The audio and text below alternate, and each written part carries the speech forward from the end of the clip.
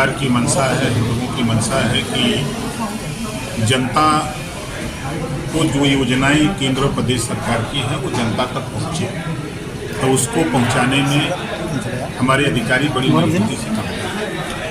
Sir, Swami Prasad Maurya ने बयान दिया कार्रवाई है, करने का मौका नहीं है तो कैसे कार्रवाई करेंगे? पुरस्कार तो हमने कहा है अब रुक जाना भाई। पुरस्कार के तौर पर जो जहां अपनी सुविधा के हिसाब से जाना चाहे, स्थानांतरण पॉलिसी आ रही है तो बता दें कि हम पुरस्कार देंगे। सर, उप मुख्यमंत्री ब्रिजेश पाठक और राष्ट्रीय अध्यक्ष समाजवादी पार्टी के बीच डीएनए को लेके वार्तालाप चल रहा है, क्या कैसे देखती है पार्टी? कि देश में लड़ाई शिक्षा पे हो तो बेहतर हो, स्वास्थ्य की बात हो, बेरोजगारी की बात हो, नौकरी की बात हो, प्रदेश और देश के विकास की बात हो, अमन चैन की बात हो, ये बेहतर बात समझते हैं। अब डीएनए को लेकर के आपस में लोग लड़ रहे हैं, ये कोई अच्छी बात नहीं। स्वामी प्रसाद मौर्य ने कहा है कि जो ऑपरेशन सिंदूर है वो मजाक है। देखिए, कानून व्यवस्था के सवाल पर अगर आप चश्मा बदल के देखेंगे तब स्वामी प्रसाद मौर्य ने कहा है बात तो सुन लो भाई, प्रश्न का उत्तर तो सुन लो यार, भाग पूरा रहे। देखिए, पिछली सरकारों में दंगे होते थे, कर्फ्यू होते थे। इधर 8 साल से सरकार यूपी में है और देश में 10 साल के ऊपर हो गया। दंगे और कर्फ्यू पर विराम बड़े पैमाने और थाने पर अगर कोई बात आती है, कोई पीड़ित परिवार जाता है तो उसका FIR होता है। अगर किन्हीं कारणों से उसका नहीं हो रहा है तो हम लोगों तक संज्ञान में बात आ रही है, उसको न्याय दिलाने का काम किया जाता है।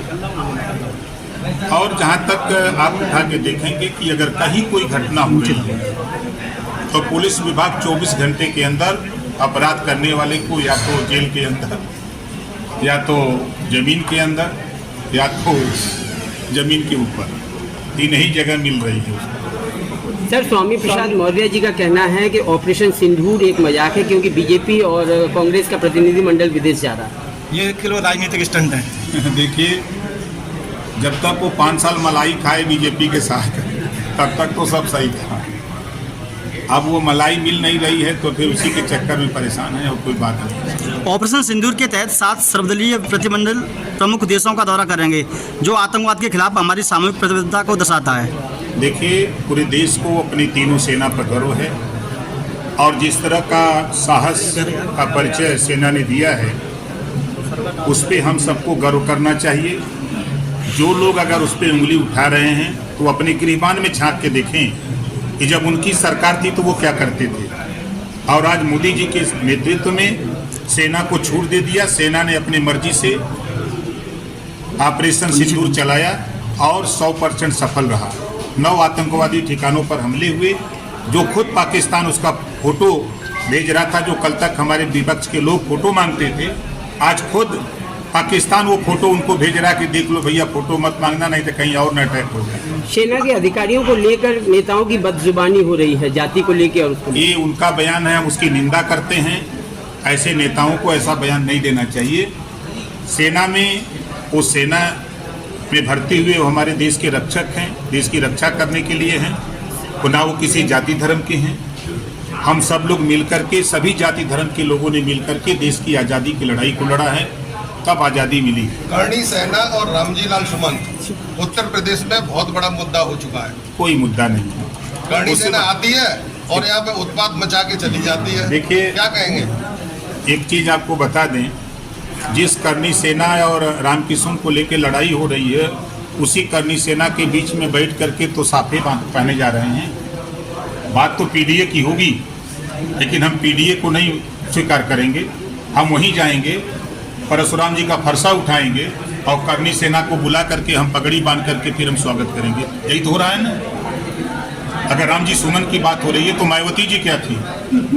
मायावती जी के साथ 2 जून की घटना जो गेस्ट हाउस कांड हुआ था, वो घटना नहीं थी। तो ये एक तरफ दिखावे के लिए कुछ, बोलने के लिए कुछ, मुख में राम बगल में छुरी, वो कहानी दिखा रहे हैं लोग, ड्रामा कर रहे हैं नेता लोग। अमित शाह ने कहा है हमारी सेना ने आतंकवादियों को ऐसा जवाब दिया है कि पाकिस्तान के अंदर 100 किलोमीटर भीतर जाकर हमला किया है। आपको कैसा महसूस हुआ है? बब्बन सिंह आप ही के क्षेत्र के भारतीय जनता पार्टी के 70 वर्ष के नेता हैं। एक नर्तकी के साथ वो सीपीआर देते हुए वीडियो में आ रहे हैं, क्या कहेंगे? उनको पार्टी से निष्कासित कर दिया गया है। उनको जो सजा देना था वो दे दिया गया है। वो उनका खुद का बात है। कोई पार्टी ने उनको निर्देश नहीं दिया था कोई ऐसा कि आप ऐसा करिए। गृह मंत्री अमित शाह ने कहा है भारत की जनता के साथ कोई आतंकी घटना होगी तो जवाब दुगनी ताकत से मिलेगा। जब से पीएम मोदी सत्ता में आए हैं उन्होंने आतंकी हमलों का ऐसा जवाब दिया है कि दुनिया चकित रह गई है और पाकिस्तान डर गया है। देखिए, जो सवाल आपने किया है, अमित शाह जी ने जो बताया है उसी में 2 लाइन हम आपको सुना रहे हैं।